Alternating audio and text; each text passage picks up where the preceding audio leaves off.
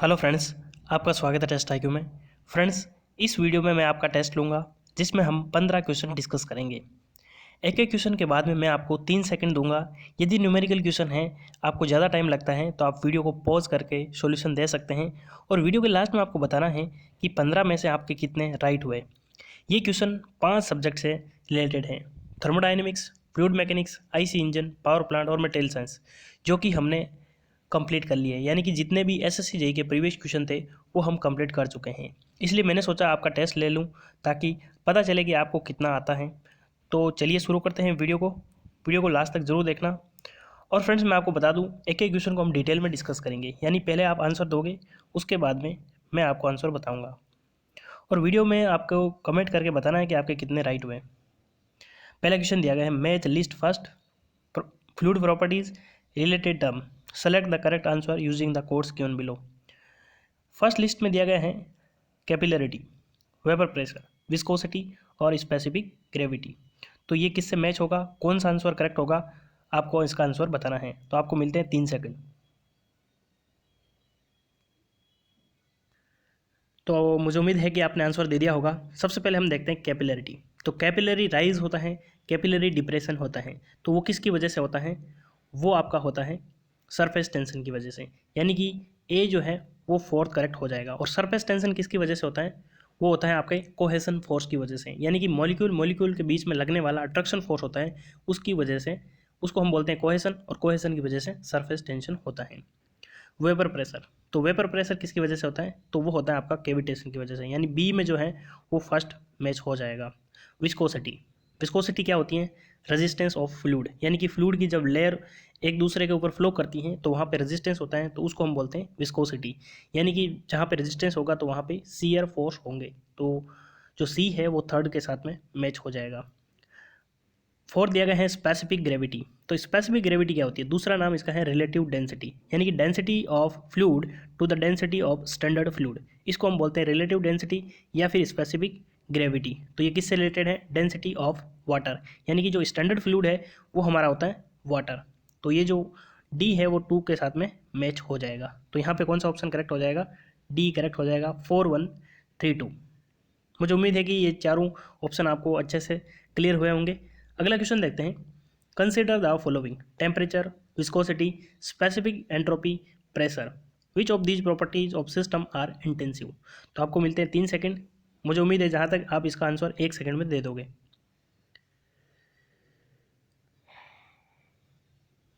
आई hope आपने answer दे दिया होगा। सबसे पहले आपको पता होना चाहिए, हमने पहले भी डिस्कस किया था एक्सटेंसिव और इंटेंसिव प्रॉपर्टी। एक्सटेंसिव प्रॉपर्टी जो मास पे डिपेंड करती हैं और इंटेंसिव प्रॉपर्टी मास पे डिपेंड नहीं करती। तो टेम्परेचर, जैसे मान लो मैं आपको बता देता हूँ, जैसे आपका कोई एक कंटेनर है, ठीक है। तो इसमें मान लो 1 किलोग्राम कोई फ्लूइड है, मान लो वाटर ही मान लेता हूँ, ठीक है। तो इसका टेम्परेचर 100 डिग्री सेल्सियस है। तो यदि मैं से इसमें से थोड़ा सा वाटर बाहर निकाल लूँगा तो उस वाटर का टेम्परेचर यदि मैं चेक करता हूँ तो वो भी होता है 100 डिग्री सेल्सियस। इसका मतलब ये मास पे डिपेंड नहीं करता। तो ये क्या हो जाएगी? Intensive property. टेम्परेचर, विस्कोसिटी, तो विस्कोसिटी भी फ्लूइड की क्या है? इंटेंसिव प्रॉपर्टी, मास पे डिपेंड नहीं करती। यानी कि फ्लूइड चाहे कितना भी हो, ज़्यादा हो या थोड़ा हो, विस्कोसिटी सेम ही होती है। स्पेसिफिक एंट्रोपी, एंट्रोपी जो होती है आपकी वो एक्सटेंसिव प्रॉपर्टी होती है। यानी कि जितने ज़्यादा अमाउंट होगा उसकी एंट्रोपी उतनी ज़्यादा होगी। लेकिन यदि मैं किसी भी एक्सटेंसिव प्रॉपर्टी के पीछे स्पेसिफिक लगा देता हूँ तो वो यूनिट मास के लिए हो जाती हैं। और यदि यूनिट मास के लिए हो जाती है इसका मतलब वो मास पर डिपेंड नहीं करती। तो स्पेसिफिक एंट्रोपी क्या हो जाएगी? Intensive property. और प्रेशर भी इंटेंसिव प्रॉपर्टी है। तो ये चारों इंटेंसिव प्रॉपर्टी है, तो ऑप्शन यहाँ पे डी करेक्ट हो जाएगा। ये इंजीनियरिंग सर्विस 2009 में क्वेश्चन आया हुआ है। अगला क्वेश्चन दिया गया है, काफ़ी अच्छा क्वेश्चन है, न्यूमेरिकल है, आप इसका आंसर दे सकते हैं। A system undergoes a process during which the heat transfer to the system per degree increase in the temperature is given by D Q upon D T is was to 2.0 kilo joule per degree Celsius. The work done by the system per degree increase in the temperature is given by D W upon D T बराबर 2 minus 0.1 T. If the temperature of water during the process varies from 100 degree Celsius to 150 degree Celsius, what will be the change in the internal energy? तो यहाँ पे आपको internal energy delta U में कितना change हुआ है वो आपको बताना है। बहुत ही अच्छा क्वेश्चन है। मैं चाहता हूँ कि आप इसको वीडियो को पॉज करके आंसर दें, उसके बाद में आप इसका सॉल्यूशन देखें।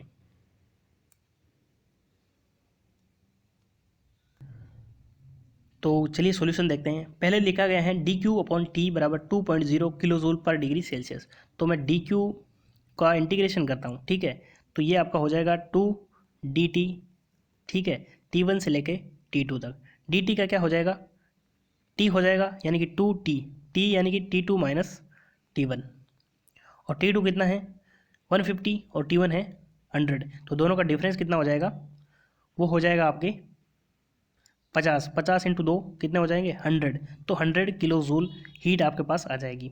हमारे पास हीट आ गई है, तो अब हमको निकालना है वर्क डन। तो D W upon D T, तो डी डब्ल्यू का यदि मैं इंटीग्रेशन करता हूँ, डी टी को इधर लेके जाता हूँ, तो इधर तो हो जाएगा 2 dt। तो 2 dt का यदि मैं इंटीग्रेशन डायरेक्ट कर देता हूँ तो 2t हो जाएगा, T1 से लेके T2 माइनस 0.1 टी का क्या हो जाएगा इंटीग्रेशन, टी स्क्वायर अपॉन 2।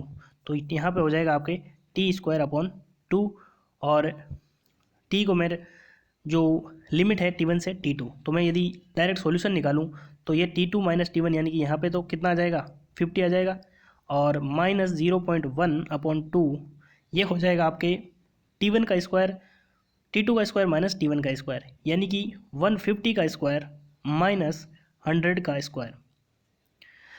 तो यहाँ पे देखिए कितना हो गया 100 हो गया, माइनस 0.1 इंटू 2। अब यहाँ पे 150 का स्क्वायर आपको करना पड़ेगा, फिर 100 का स्क्वायर करना पड़ेगा। तो आपको एक फॉर्मूला याद होना चाहिए जिससे आपका डायरेक्ट हो जाएगा। ए स्क्वायर माइनस बी स्क्वायर को क्या लिख सकता हूँ मैं, ए प्लस बी इंटू ए माइनस बी, यानी कि मैं इनको एक बार जोड़ दूँ, मल्टीप्लाई कर दूँ उनके डिफरेंस से, यानी कि 150 माइनस 100 कितना हो जाएगा, तो 50 हो जाएगा, इंटू दोनों को जोड़ दूंगा तो ये हो जाएगा आपके 250। तो इन दोनों का मल्टीप्लिकेशन जो है वो इक्वल आएगा। तो यदि मैं इसको डिवाइड कर देता हूँ, ये हो जाएगा आपके 25, और 0.1 जो है यहाँ से एक जीरो चला जाएगा, तो 25 इंटू 25 625, 100 माइनस 625 कितना हो जाता है, माइनस 525 किलो जूल। तो आपके पास हीट की वैल्यू आ गई, वर्क डन की वैल्यू आ गई, तो आपके पास फर्स्ट लॉ के हिसाब से इंटरनल एनर्जी इजीली आ जाएगी। डेल क्यू बराबर क्या होता है, D U plus del W होता है। तो हीट कितनी है 100 किलो जूल, इंटरनल एनर्जी आपको निकालनी है, और वर्क डन कितना है माइनस 525। तो माइनस 525 इधर जाएगा तो कितना हो जाएगा प्लस 525, और 100 कितना हो जाएगा 625 किलो जूल, जो कि ऑप्शन यहाँ पे सी में दिया गया है। तो यहाँ पे ऑप्शन सी करेक्ट हो जाएगा। अगला क्वेश्चन देखते हैं। अगला क्वेश्चन भी न्यूमेरिकल है, काफ़ी अच्छा क्वेश्चन है। मैं चाहता हूँ कि वीडियो को पॉज करके आप इसका आंसर दें। During steady flow compression process of a gas with mass flow rate of 2 kilogram per second, increase in specific enthalpy is 15 kilojoule per kilogram and decrease in kinetic energy 2 kilojoule per kilogram. If the rate of heat rejection to the environment is 3 kilojoule, the power needed to drive the compressor would be। तो यहाँ पे आपको बताना है कि compressor को चलाने के लिए पावर यानी कि वर्क डन कितना चाहिए। तो वीडियो को पॉज कीजिए और इसका आंसर दीजिए। चलिए इसका सॉल्यूशन देखते हैं। तो सबसे पहले आपको दिया गया है मास फ्लो रेट और एंथैल्पी का चेंज दिया गया है। तो यहाँ पे आपके देखते ही क्या दिमाग में आएगा, steady flow energy equation. Steady flow energy equation मैंने बहुत ही डिटेल में आपको समझाया था और इससे रिलेटेड न्यूमेरिकल भी करवाए थे। तो स्टडी फ्लो एनर्जी इक्वेशन हम इनलेट और आउटलेट में बताते हैं। तो यदि मैं बात करूँ इनलेट की, तो H1 हो जाएगा plus kinetic energy plus potential energy, और उसके बाद में heat is equals to outlet में क्या हो जाएगा, mass flow rate into H2 plus kinetic energy at outlet potential energy plus work done हो जाएगा, ये हो जाएगा। अब यहाँ पे आपको पोटेंशियल एनर्जी के बारे में कुछ नहीं दे रखा, तो मैं चेंज इन पोटेंशियल एनर्जी यानी कि P1 और Pe2 को मैं सेम मान लेता हूँ, तो ये कैंसिल हो जाएंगे। और यहाँ पे देखिए, तो मैं इसको क्या लिख सकता हूँ डायरेक्ट, मैं यहाँ पे लिख सकता हूँ वर्क डन बराबर क्या हो जाएगा, वर्क डन हो जाएगा mass flow rate H1 minus H2 हो जाएगा, और आपका मास flow rate into kinetic energy यानी कि चेंज इन काइनेटिक एनर्जी, मैं इसको डायरेक्ट लिख देता हूँ डेल्टा के। डेल्टा के को हम क्या लिखेंगे,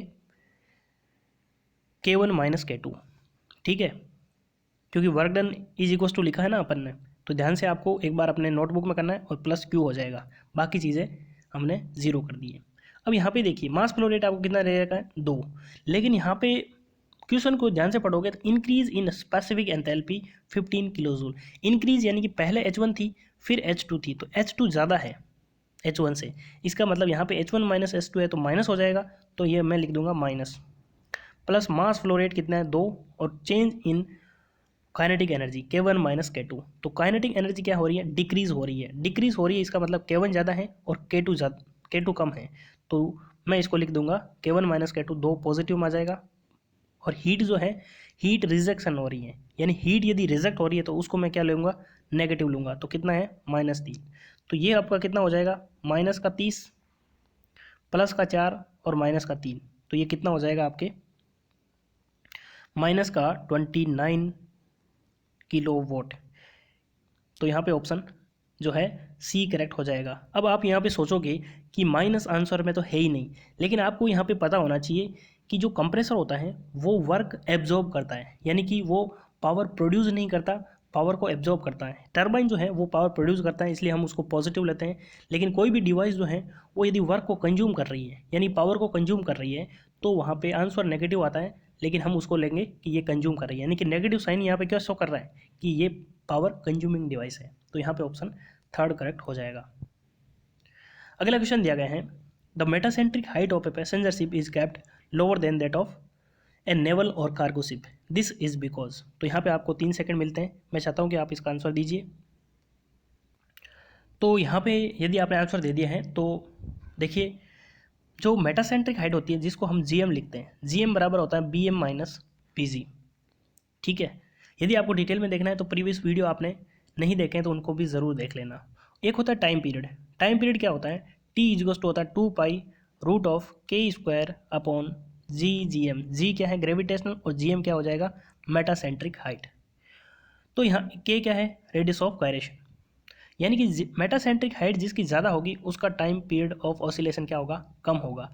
तो यहाँ पे क्या लिखा गया, metacentric height of passenger ship is kept lower, यानी कि यदि मेटासेंट्रिक हाइट कम है तो टाइम पीरियड ऑफ ऑसिलेशन ज़्यादा होगा, यानी कि हमारी जो पैसेंजर शिप है वो धीरे धीरे ऑसिलेट करेगी, यानी कि टाइम पीरियड ज़्यादा लेगी। इसका मतलब क्या है, धीरे धीरे ऑसिलेट करेगी। इसका मतलब वहाँ पे धीरे धीरे ऑसिलेट करेगी, तो इसका मतलब कंफर्ट जोन ज़्यादा होगा, यानी कि पैसेंजर शिप में हमारा कंफर्ट इंपॉर्टेंट होता है, लेकिन जो कार्गो या नेवल शिप होती है वहाँ पे जो स्टेबिलिटी ज़्यादा इंपॉर्टेंट होती है। तो यदि टाइम पीरियड ज़्यादा है तो वहाँ पे स्टेबिलिटी कम होगी, लेकिन आपका कंफर्ट ज़्यादा होगा। तो यहाँ पे पैसेंजर शिप में कंफर्ट ज़्यादा ज़रूरी होता है, इसलिए हम क्या करते हैं, उसको कम रखते हैं। अब यहाँ पे एक चीज़ आपको पता होना चाहिए, जो फ्रीक्वेंसी और टाइम पीरियड होता है वो एक दूसरे के इन्वर्सली प्रोपोर्शनल होता है। तो यहाँ पे मेटासेंट्रिक हाइट कम है तो टाइम पीरियड ज़्यादा है, और टाइम पीरियड यदि ज़्यादा है तो फ्रीक्वेंसी कम है, यानी कि जो फ्रीक्वेंसी ऑफ ऑसिलेशन है, यानी कि रोलिंग की फ्रीक्वेंसी है वो कम हो जाएगी। तो यहाँ पे हमारा ऑप्शन सी करेक्ट हो जाएगा, this will because it will decrease the frequency of rolling. तो यहाँ पे ऑप्शन सी करेक्ट हो जाएगा। एक चीज़ दूसरी चीज़ से रिलेटेड है, इसलिए आपको सारी चीज़ें पता होनी चाहिए। अगला क्वेश्चन दिया गया, when the pressure on a given mass of liquid is increased from 3 megapascal to 3.5 megapascal, the density of liquid increase from 500 kilogram per metre cube to 501 kilogram per metre cube. What is the average value of bulk modulus of liquid over a given pressure range. तो यहाँ पे आपको बताना है कि bulk modulus में change क्या आएगा। तो बहुत ही अच्छा क्वेश्चन है, आपको मिलते हैं 3 से 4 सेकंड। यदि आपको ज़्यादा टाइम मिलता है तो वीडियो को पॉज करके आंसर जरूर दें। तो चलिए सॉल्यूशन देखते हैं। सबसे पहले आपको पता होना चाहिए कि बल्क मॉडुलस होता क्या है। बल्क मॉडुलस होता है normal stress upon volumetric strain, या नॉर्मल स्ट्रेस कह सकते हैं, या फिर हम कह सकते हैं change in pressure to the volumetric strain. Volumetric strain यानी कि change in volume upon original volume. अब हम यदि बात करें वॉल्यूम और डेंसिटी में क्या रिलेशन होता है, तो यहाँ पे यदि मैं डेंसिटी और वॉल्यूम में रिलेशन निकालूंगा तो ये आ जाएगा डेल रो बाई रो, यानी मैं इसको मैं लिख सकता हूँ रो dp बाई डी रो, ऐसे लिख सकता हूँ। तो अब यहाँ पे आपको दिया गया है, डेंसिटी आपको दे रखी है, चेंज इन प्रेशर आपको दे रखा है, और चेंज इन डेंसिटी दे रखा है, यानी कि K बराबर क्या हो जाएगा, K बराबर क्या हो जाएगा यहाँ पे रो dp बाई डी रो। तो रो कितना, डेंसिटी कितना दे रखा है स्टार्टिंग में 500 किलोग्राम पर मीटर क्यूब, और चेंज इन प्रेशर यानी 3 मेगापास्कल से 3.5 मेगापास्कल हो रहा है। तो चेंज कितना हुआ 0.5। अब यहाँ पे देखिए आंसर मेगापास्कल में आपको दे रखा है, ठीक है, तो हम ये वैल्यू जो है मेगापास्कल के अंदर ही रखेंगे, क्योंकि ये भी डेंसिटी है और ये भी डेंसिटी है, तो यहाँ पे यूनिट जो है वो एक दूसरे से कैंसिल हो जाएगी। अब यहाँ पे लिखा गया है चेंज इन डेंसिटी, यानी पहले 500 थी, उसके बाद में 501 हो गई, यानी कि डिफरेंस कितना हो गया, 1 हो गया। तो यदि मैं इसको मल्टीप्लाई करूँगा तो ये पॉइंट से एक जीरो चला जाएगा, 50 इंटू 5 यानी कि 250 मेगा पास्कल। तो 250 मेगा पास्कल कौन सा ऑप्शन में दिया गया है, ऑप्शन यहाँ पे डी करेक्ट हो जाएगा। The natural draught is produce by steam jet, centrifugal fan, chimney या फिर बोथ ए एंड बी। तो आपको मिलते हैं 3 सेकंड।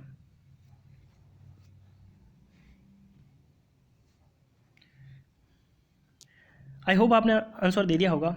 यहाँ पे जो आंसर है वो सी करेक्ट हो जाएगा, चिमनी। एक होती है नेचुरल ड्रॉट और दूसरी होती है फोर्स ड्रॉट।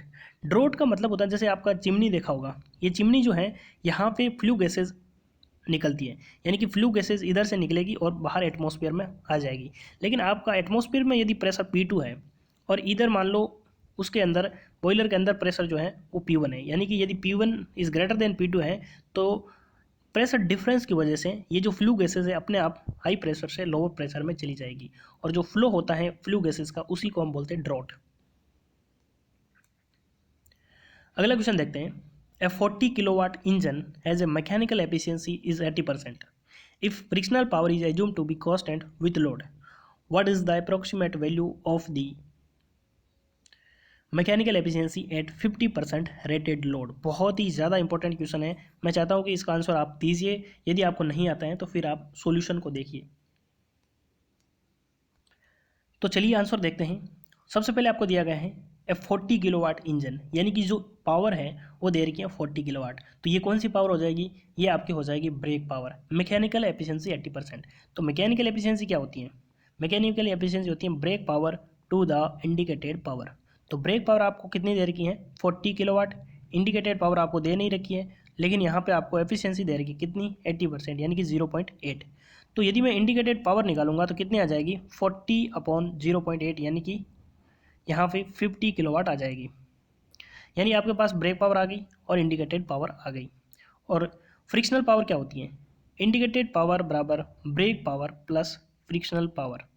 फ्रिक्शनल पावर, तो फ्रिक्शनल पावर इन दोनों का डिफरेंस हो जाएगा। तो फ्रिक्शनल पावर कितनी आ जाएगी, 50 - 40 यानी कि 10 आ जाएगी, 10 किलोवाट। अब आपके पास तीनों पावर आ गई। यहाँ पे लास्ट में लिखा गया है कि mechanical efficiency eight 50% rated load. तो यदि मैं बात करता हूँ 50% रेटेड लोड की, तो वहाँ पे जो ब्रेक पावर है वो आपकी 50% हो जाएगी। तो ब्रेक पावर कितनी थी, 40, तो उसका 50% करूँगा तो ये कितनी आ जाएगी, 20। लेकिन आपको यहाँ पे साफ बोला गया है कि जो फ्रिक्शनल पावर है वो चेंज नहीं होती है। Frictional power is assume to be constant with load. तो फ्रिक्शनल पावर कितनी आई थी, 10 आई है। तो फ्रिक्शनल पावर तो पहले भी 10 थी, अब भी 10 रह जाएगी। तो इंडिकेटर पावर कितनी आ जाएगी, brake power plus frictional power. तो ब्रेक पावर कितनी है, 20 प्लस फ्रिक्शनल पावर कितनी है, 10। तो ये कितनी हो जाएगी, 30। तो मैकेनिकल एफिशिएंसी कितनी आ जाएगी, brake power upon frictional power, तो सॉरी इंडिकेटेड पावर। तो ब्रेक पावर कितनी है, 20, और इंडिकेटेड पावर कितनी है, 30। 2/3 कितना होता है, 66.67% यहाँ पे एफिशिएंसी आ जाएगी। तो यहाँ पे ऑप्शन कौन सा करेक्ट हो जाएगा, ऑप्शन यहाँ पे सी करेक्ट हो जाएगा। अगला क्वेश्चन देखते हैं। The purpose of employing supercharging for an engine is to. तो बहुत ही सिंपल क्वेश्चन है। ये क्वेश्चन मैंने कई बार आपको बताया था, ये क्वेश्चन भी IES 2006 में आया हुआ है। Provide forced cooling air, raise exhaust pressure, inject excess fuel for coping with higher load, supply an intake of air at density greater than the density of surrounding atmosphere. I hope आपने answer दे दिया होगा। तो यहाँ पे option D correct हो जाएगा, supply and intake of air at density greater than the density of surrounding atmosphere. तो सुपर चार्जिंग में आपको बहुत ही अच्छे से डिस्कस कर चुका हूँ, और सुपर चार्जिंग और टर्बो चार्जिंग क्या होता है उसके लिए मैंने एक सेपरेट वीडियो भी बनाया था। तो यदि आप उसको देखोगे तो आपको मिल जाएगा, यानी कि आपको प्लेलिस्ट के अंदर मिल जाएगा।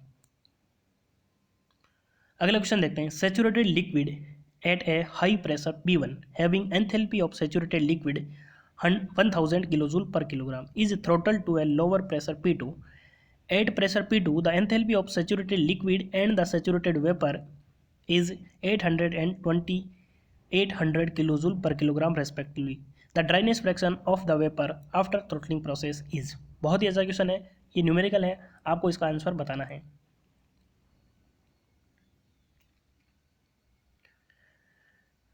यदि फ्रेंड्स आपको ज़्यादा टाइम लग रहा है तो वीडियो को पॉज करके इसका सॉल्यूशन दें, उसके बाद में ही आपको आगे बढ़ना है। तो चलिए इसका सॉल्यूशन देखते हैं। सबसे पहले आपको यहाँ पे दिया गया है थ्रॉटलिंग प्रोसेस। जैसे ही थ्रॉटलिंग प्रोसेस दिया गया है तो आपके दिमाग में यही आ रहा होगा कि ये आइसो एंथैल्पिक प्रोसेस है, यानी कि एंथैल्पी आपकी कांस्टेंट रहेगी H1 बराबर H2। तो यहाँ पे एंथैल्पी स्टार्टिंग में कितनी दे रखी है लिक्विड की, यानी कि स्टार्टिंग में सिर्फ लिक्विड है तो उसकी एंथैल्पी कितनी है 1000 है।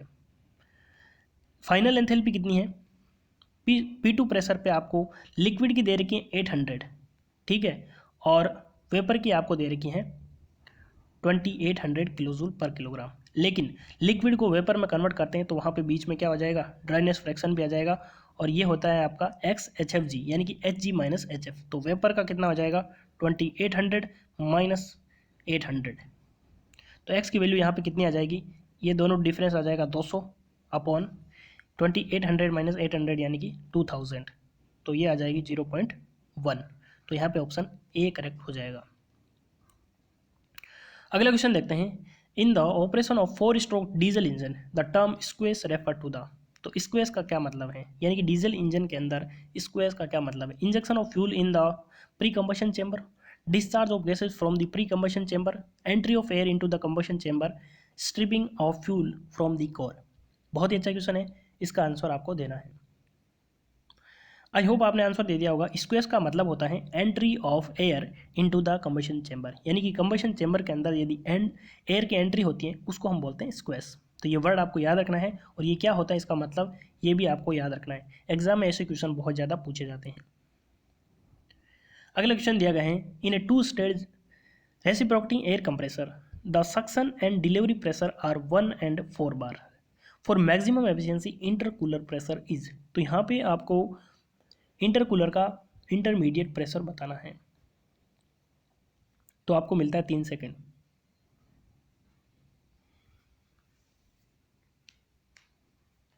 आई होप आपने आंसर दे दिया होगा। तो यहाँ पे लिखी गई है मैक्सिमम एफिशिएंसी। मैक्सिमम एफिशिएंसी कहाँ पे होगी, जब हमारा जो इंटरकूलिंग है, यानी कि जो इंटरकूलर है वो परफेक्ट इंटरकूलिंग होगी। तो परफेक्ट इंटरकूलिंग की जो कंडीशन है वो क्या होती है, intermediate pressure is equal to P1 into P2 का रूट। ये होती है आपकी परफेक्ट इंटरकूलिंग की कंडीशन। तो P1 कितना है 1 बार, इंटू P2 कितना है 4 बार, तो इन दोनों का जो रूट है वो कितना हो जाएगा 2 बार हो जाएगा। तो यहाँ पे ऑप्शन आपका बी करेक्ट हो जाएगा। ये जो है परफेक्ट इंटरकूलिंग की कंडीशन है। अगला क्वेश्चन देखते हैं। An example of amorphous material is brass, glass, silver या फिर लेड। आई होप आपने आंसर दे दिया होगा। बहुत ही सिंपल क्वेश्चन है, तो यहाँ पे ऑप्शन बी करेक्ट हो जाएगा ग्लास। जो मटेरियल होते हैं वो 2 टाइप के होते हैं, एक क्रिस्टलाइन सॉलिड होते हैं, दूसरा एमोरफस होता है। क्रिस्टलाइन जो होते हैं जिनकी स्ट्रक्चर फिक्स होती है, जैसे कि मान लो उसके जो मॉलिक्यूल होते हैं वो एक फिक्स्ड ऑर्डर में होते हैं। लेकिन जो एमोरफस होता है उसका जो ये आपका क्रिस्टलाइन मटेरियल हो जाएगा, एमोरफस में वो रैंडम होते हैं, यानी कि सॉलिड के अंदर रैंडम होते हैं, यानी कि उसका कोई फिक्स पैटर्न नहीं होता, तो उनको हम बोलते हैं एमोरफस मटेरियल। और एमोरफस मटेरियल का जो एग्जांपल है वो है ग्लास, और जितनी भी मेटल होती हैं वो आपकी क्रिस्टलाइन सॉलिड होती हैं। For an Otto cycle, what is the air standard efficiency if the compression ratio is 5 for the swept volume? तो यहाँ पे आपको कंप्रेशन रेशियो दे रखा है, तो आपको एफिशिएंसी बतानी है। बहुत ही सिंपल क्वेश्चन है। आई होप इसका आंसर आपने दे दिया होगा। तो यहाँ पे एफिशिएंसी का फॉर्मूला ऑटो साइकिल का आप सभी को पता होगा, क्योंकि हम ये इसका फॉर्मूला कई बार डिस्कस कर चुके हैं। तो 1 - 1 अपॉन आर की पावर गामा -1, तो 1 माइनस आर जो कंप्रेशन रेशियो 5 की पावर, अब गामा की वैल्यू कितनी होती है, तो एयर के लिए 1.4 होती है, तो 1.4 माइनस 1 यानी कि 0.4 हो जाएगी। इसको आप सोल्व करोगे तो ये आएगा 0.4746, यानी कि 47.46% एफिशिएंसी आ जाएगी, जो कि ऑप्शन बी में दिया गया है। अगला और लास्ट क्वेश्चन देखते हैं। यहाँ पे आपको 2 लिस्ट दी गई हैं जिसमें मैच करना है। Mechanical work DQ/T is less than 0, zeroth law और H-TS। बहुत ही अच्छा क्वेश्चन है, मैच करना है। मैच करने वाले क्वेश्चन जो हैं वो IES में ज़्यादा पूछे जाते हैं, लेकिन यदि आप ऐसे क्वेश्चन कर लेते हो तो SSC JEE जैसे एग्जाम में आपको 2 सेकंड या 1 सेकंड के अंदर ऐसा आंसर दे दोगे। सबसे पहले आपको दिया गया मैकेनिकल वर्क। मैकेनिकल वर्क क्या होता है, PdV वर्क होता है, यानी कि प्रेशर और वॉल्यूम पर डिपेंड करता है। तो यहाँ पे जो थर्ड ऑप्शन दिया गया है वो ए के साथ में मैच हो जाएगा, यानी कि ए जो है वो थर्ड के साथ में मैच हो जाएगा। D Q upon T is less than zero, ये क्या है, ये क्लॉसियस इनइक्वलिटी कहता है, यानी कि डी क्यू अपॉन टी की वैल्यू लेस देन जीरो होगी। तो less than equals to zero किसके लिए होगी, इक्वल्स टू जीरो होती है आपके रिवर्सिबल प्रोसेस के लिए, और लेस देन जीरो होती हैं इरिवर्सिबल प्रोसेस के लिए। तो ये जो बी है वो फर्स्ट के साथ में मैच हो जाएगा। जीरो मतलब किसके बारे में बताता है, टेम्परेचर के बारे में बताता है, यानी कि सी जो है वो फर्स्ट के साथ में मैच हो जाएगा। और मैंने आपको इससे पहले वाले वीडियो में ही बताया था गिब्स इक्वेशन। गिब्स इक्वेशन क्या होती है, जी बराबर एच माइनस टी एस होती हैं। तो गिब्स फ्री एनर्जी यानी enthalpy minus temperature into entropy का डिफरेंस। तो जो एच माइनस टी एस क्या है, एक गिब्स इक्वेशन है, यानी कि डी जो है वो आपका सेकंड के साथ में मैच हो जाएगा। 3142 यानी ऑप्शन यहाँ पे डी करेक्ट हो जाएगा। तो फ्रेंड्स ये थे 15 क्वेश्चन। 15 में से आपके कितने राइट हुए आपको कमेंट बॉक्स में ज़रूर बताना है। ये क्योंकि ये वीडियो सिर्फ आपके लिए टेस्ट के लिए ही रूप में था, और एक एक क्वेश्चन को हमने बहुत ही डिटेल में समझा है, इसलिए आपको वीडियो कैसा लगा कमेंट बॉक्स में ज़रूर बताना। और यदि आपको वीडियो पसंद आता है तो वीडियो को लाइक करें, दोस्तों के साथ शेयर करें, और चैनल पर पहली बार विजिट कर रहे हैं तो सब्सक्राइब ज़रूर कर लें। और फ्रेंड्स यदि आपको ऐसे वीडियो और चाहिए टेस्ट के रूप में तो भी कमेंट करके बताना है कि आपको ऐसे वीडियो चाहिए। क्वेश्चन 15 से ज़्यादा होने चाहिए, कितने तक होने चाहिए वो भी आपको बताना है। तो वीडियो को कंप्लीट देखने के लिए धन्यवाद। मिलते हैं अगले वीडियो में, तब तक के लिए जय हिंद जय भारत।